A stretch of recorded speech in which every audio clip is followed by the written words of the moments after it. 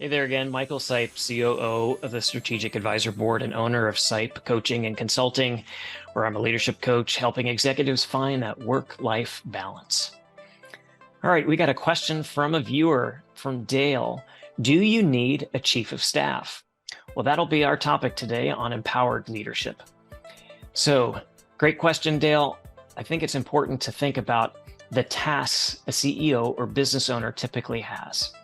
In another video, Jason Miller here at SAB talks about these tasks, and they are the strategic, the operational, and the tactical, and how to allocate time as a CEO. It's a really good video, so check it out.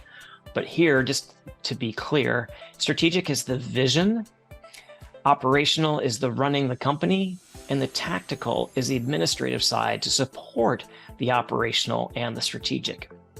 So when you think about the growth of a company, we think of it starting out, typically it's a solopreneur, entrepreneur, and they are doing all of the tasks of strategic, operational, and tactical themselves. But as the company grows, maybe get 10 employees, maybe over 500,000 in annual revenue, then there might be a need for helping run the company more. And so a CEO, business owner, typically brings in a general manager to help run the organization. All right, that's great.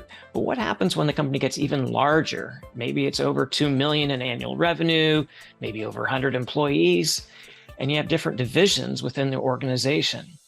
Well, when a policy change is needed or a change in culture is needed, typically bringing in a chief of staff makes a lot of sense. So what role does a chief of staff typically have? Well, there are typically 4 that I've noticed in my work, and one of them is the liaison. That's where the chief of staff is implementing policy. All right, and then the next role you might see is the role of integrator. So in a multi-division company, typically those divisions can be pretty siloed, meaning that they're solely focused within their division and don't do a lot of integration with other divisions. So when a new policy comes out, it's going to be hard to implement that across those different silos. So the role of integrator is really important as a chief of staff. Another role that a chief of staff typically has is the role of communicator, where they're communicating to the broader organization of what that policy is, so the CEO doesn't have to spend time explaining that over and over again. So you have that chief of staff to do the communication piece. Another role that we typically see is the one of status checker. That's where they're helping the staff become accountable for all those new policy changes. And lastly, there is an aspect to being a chief of staff that I think is really valuable, and that is sort of the bonus trait of being a trusted agent, where those division managers or the employees trust that chief of staff to help them both integrate and communicate when challenges arise in implementing that new policy.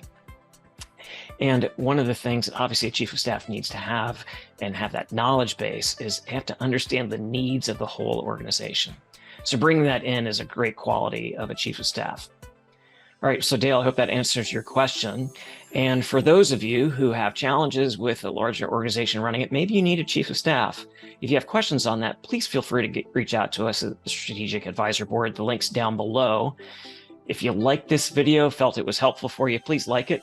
And more importantly, if you have a challenge in your own business that you'd like to have addressed, please put a question there in the comment section and we will make sure that we get to it. And lastly, if you want updates on these videos, make sure you subscribe to the video if you haven't done so already. All right, I hope this segment of Do You Need a Chief of Staff was helpful for you, and I hope you have a great day.